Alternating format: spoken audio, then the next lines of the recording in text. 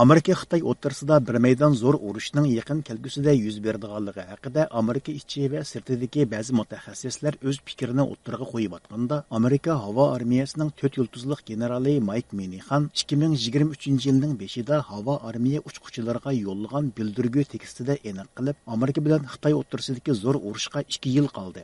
2025-yili biz urushni boshlaymiz deb ko'rsatdi. Gerçi bu yo'sinda Amerika Xitoy o'rtasidagi urushning tafsiloti haqida kesib hukm chiqargan dangdar zotlar ancha ko'p bo'lmasa-mu, ikki taraf o'rtasidagi bo'lg'usi urush haqida tafsiliy muloyiza yurgizayotgan mutaxassislarning sonini xilala ko'p deyishga bo'ladi.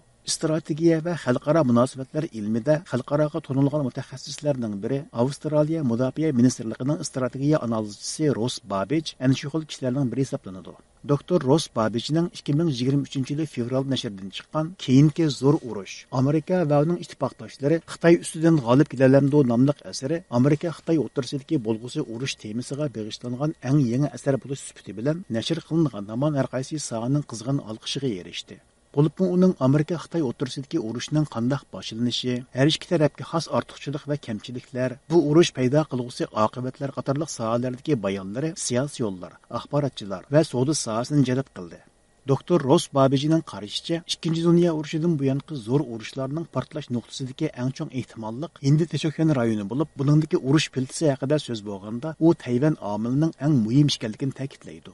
Uning qarashicha, Xitoy hozir harbiy, iqtisod va sanoat quvvati jihatdan yetarli kuch hozirlagan bo'lib, ularning Tayvanni qoral kuchi orqali ishg'ol qilishga urinishi Amerika uchun bevosita xiris paydo qiladi. Ikkinchi turli qilib aytganda, Xi Jinpingning Tayvan haqidagi so'zlari amalga oshganda, Amerika va uning ittifoqdoshlari uchun ularning necha 10 yildan buyon davom qilib kelgan mudofaa to'siq liniyasidan bir to'sh kechilgan bo'ladi.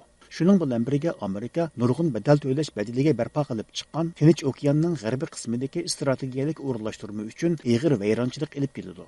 Bu hol Amerika hukumatı savr qilinmaydigan hodisalarga mansub bo'lganligi uchun Bayden hukumatı ta'kidlab kelayotgan Tayvanni himoya qilish rasmiy kun tartibga chiqadi. U suhbatimiz jarayonida bu vaqtda to'xtalib mundaq dedi.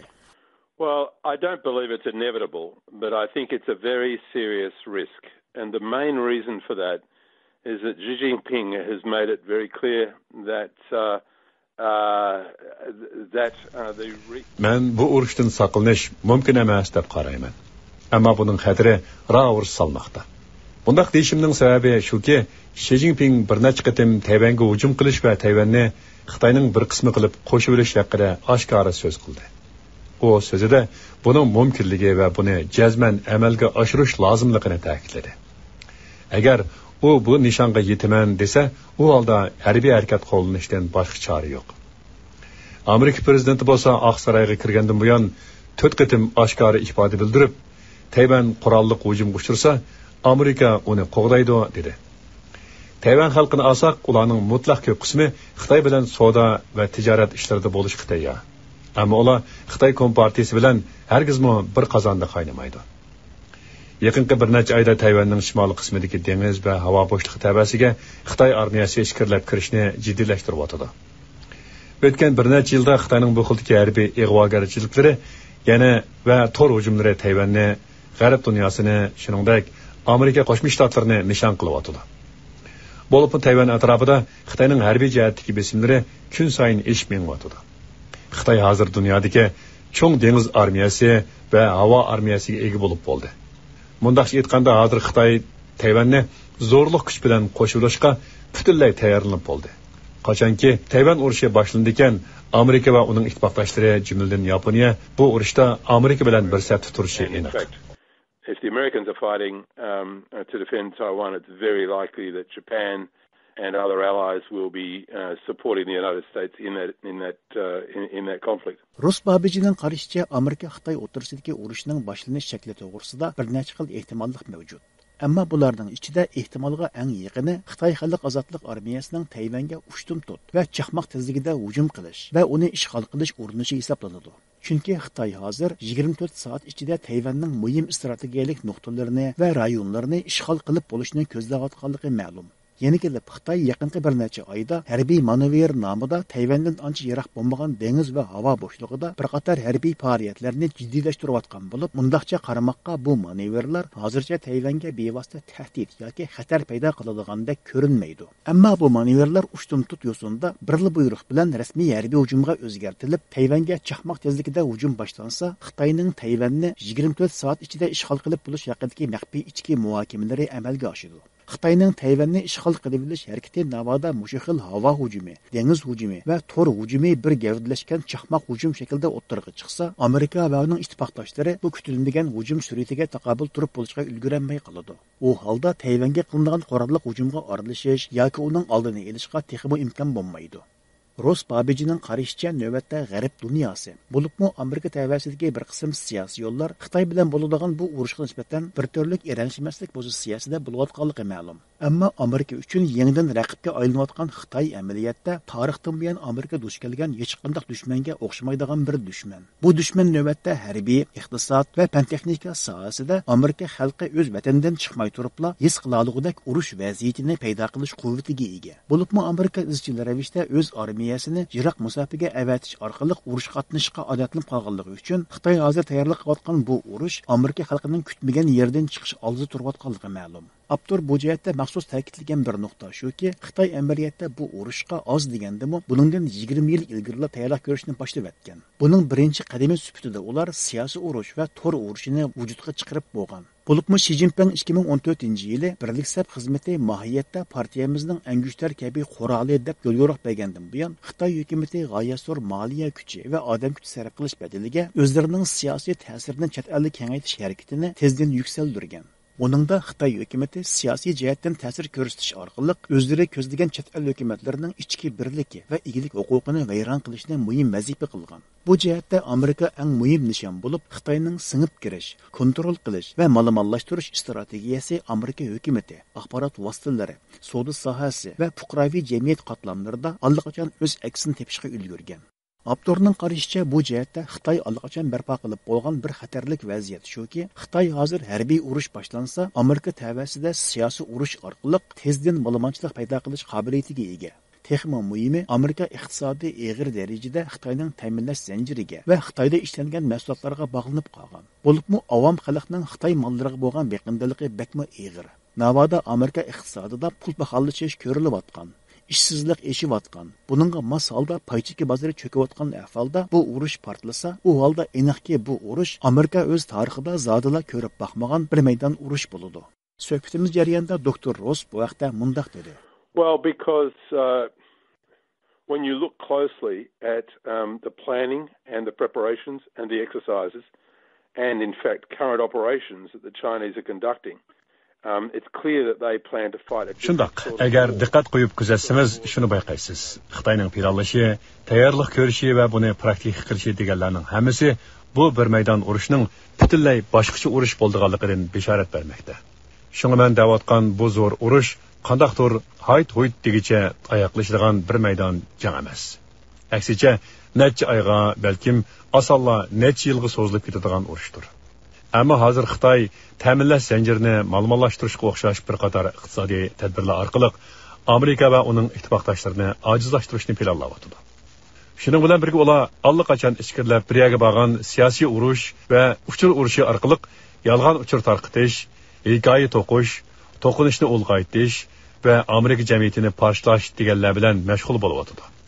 Bu orqali ular allaqachon Amerika va uning ittifoqdosh davlatlaridagi axborot sohasini kontrol qilishga o'tdi. Onunğa qo'shib Xitoy hozir chiritish va pora berish orqali bizning ba'zi odamlarimizni Xitoy uchun chaponchilik qilgan qilyapti. Bu xildagi fikr bo'linmachiligi va tarafbozlik ko'rishini Amerika siyosiy qatlamidagilar Ikkinchi dunyo urushidan buyon ko'rib boqmagan bir hodisa. Biz tarixdan buyon jangchilarimizni chet el tuproqlariga avatib urush qilib kelgan bo'lsakmi, xalq bevosita holda urushning so'riqchiligini tartib ko'rmagan va davomli holda o'zlarining normal turmushini kechirib kelgan. Ammo bizda vatgan bu urush portlasa, Xitoy darhol o'zlarining eksport faoliyatini to'xtatib qo'ydi. Ko'plagan iste'mol buyumlariga Xitoyga tayinib qilib, o'ynib qolgan bu xalq bu xil reallikka bardoshlik bera olmasligi mumkin. Shunga bu urush boshqacha bir urush shaklida uzunga so'ziladigan zo'r urush bo'ladi. Yana kelib bu urush jangchilarga emas, oddiy fuqarolargacha hamma kishiga bevosita ta'sir ko'rsatadi. Bu kitobning yozilishdagi sabablarning birimi dal mushu xil reallikni manba qilgan. And it would affect everybody, and that's one of the reasons why the book has been written. It's been written to help prepare the US and allied publics for the real challenges everyone's going to face if we have to fight this. Ross Babich'ning qarashicha, Amerika va Xitoy har ikki taraf bu urush haqida o'ziga xos ko'z qarashga ega bo'lsa-mu, navbatda har ikki tarafga xos ortiqchilik va yetishsizliklar bu urushni vaqtincha orqaga so'zib turmoqda ekan. Strategiya va xalqaro munosabatlar ilmida xalqaroga to'nilgan mutaxassislarning biri, Avstraliya Mudofaa ministrligining strategiya analizchisi Ross Babichning 2023-yil fevralda nashrdan chiqqan Keyingi zo'r urush, Amerika va uning ittifoqdoshlari Xitoy ustidan g'olib kelalamdi nomli asari Amerika-Xitoy o'rtasidagi bo'lg'usi urush temasiga bag'ishlangan eng yangi asar bo'lish sifati bilan nashr qilingandan har qaysi sohaning qizg'in olqishiga erishdi.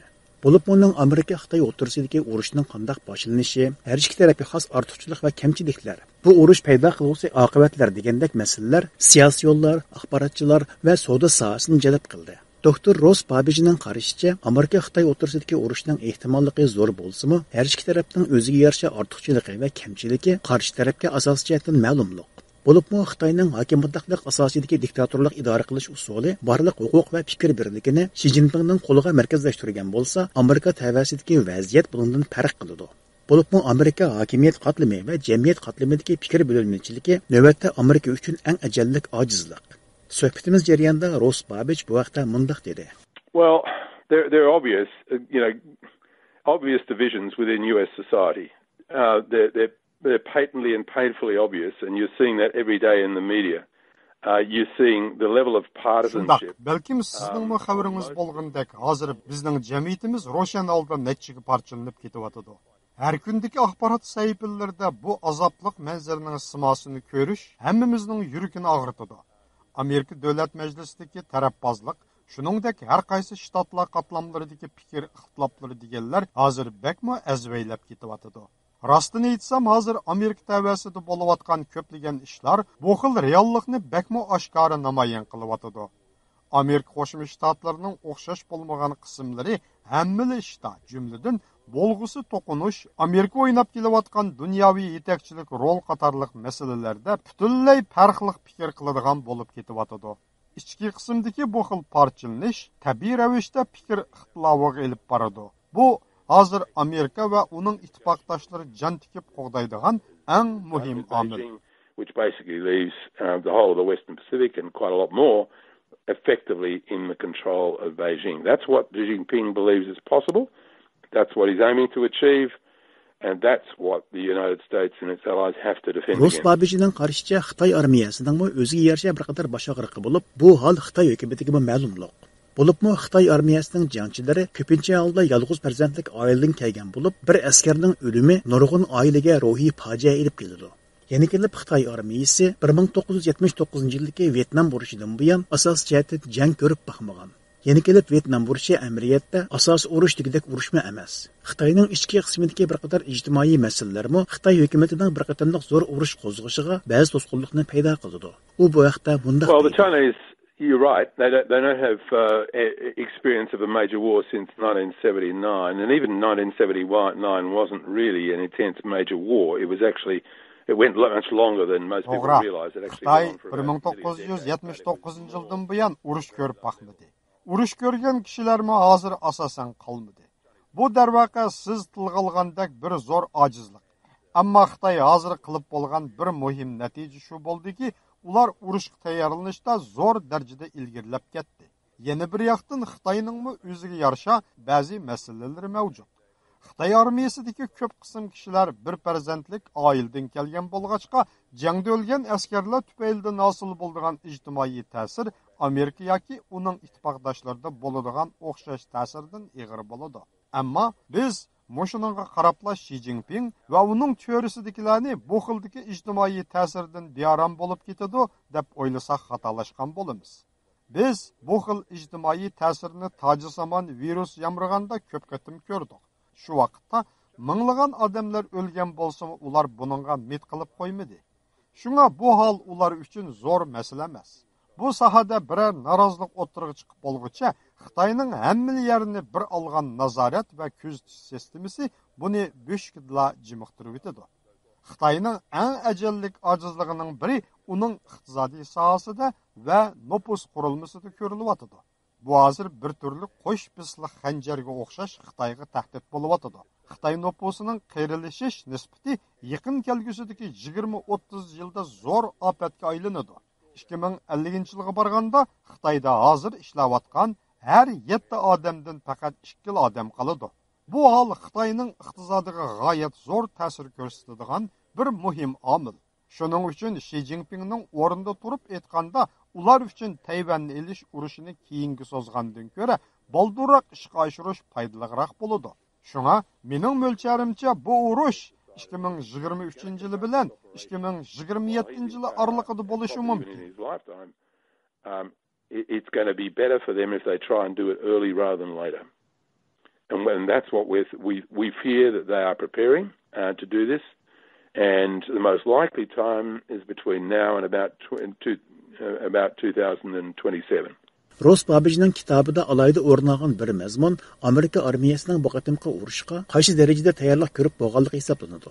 Navbatdagi bir qism siyosiy analizchilar va mutaxassislarning fikriga o'xshash, Amerika armiyasini bir qatimliq zo'r urushga tayyorlanib bo'lanmagan deb qaraydi. Yeni kelib Amerika uchun bir vaqtda Rossiya va Xitoy bilan ro'baro bo'lish har jihatdan ziyonli deb qaralayotgan bo'lib, bu ahvol yolg'iz harbiy saodatlikdan qolmaydi. U bu haqda so'z bo'lganda mundaq dedi. Well, I think that's right. I think the United States and its allies are not ready. Again, that's one of the reasons why I've been writing about it and warning that we have to get our act together. We've got to prepare rather more seriously. And it's not just bu qarashga qo'shilaman. Meningcha Amerika va uning ittifoqdoshlari hozir urushga tayyorlanib bo'la olmadi. Mening bu kitobni yozishimdagi bir sababmi dal mushuningda. Bu kitob bizni birlikda ish ko'rishga va astoydil tayyorlik ko'rishga da'vat qiladi. İki jihatdimi biz mos qadamda harakatlanishimiz lozim. Buningda shaxslar, shirkatlar, savdo sohasi deganlar bu masalani tushunishi lozim. Chunki hozir Amerika hukumatı bu masala to'g'risida o'z fuqarolarini ogohlantirgani yo'q. Chunki ular jamiyatning sarosimaga tushib qolishini xohlamaydi. Shunga Amerika uchun bu masala o'rtaq va zo'r masala qatorida muomala qilinishi. Eng oddiy odamlarimiz ishda, fikrda va harakatda bu urushning salmoqini his qilib yetishi. Jamiyatdagi mablag' selish faoliyatlarining Amerika yoki Xitoy uchun foydali bo'layotganligiga diqqat qilishi muhim. Shuning bilan birga urush portlab qolsa ko'riladigan jiddiy vaziyatga taqobil turish choralarini tuzib chiqishi lozim. Ammo bizning hozirgi ahvolimiz buningdan ko'p yiroq. So that our societies can ride through the sort of challenges they may have to face. If we don't, and if we're taken by surprise, we will be far more vulnerable than we should be. And that's frankly, in my Ross Babbijning qarashicha, Amerika-Xitoy urushi bir necha yilga so'zilgan urush bo'lgan ekan, tabiiy yo'sinda buning ziyon zahmati og'ir bo'ladi. Ammo Yaponiya va Avstraliya yaqinqi mezgillarda tezdan o'zlarining mudofaa hamjotini hassadab oshirib, Xitoydan kelayotgan tahdidlarga taqobil turishga otlangan. U bu haqda mundaq deydi.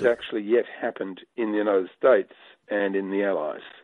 Japan has just decided to double its defence expenditure and is rapidly doing a range of things. Australia is moving very rapidly in a very similar direction.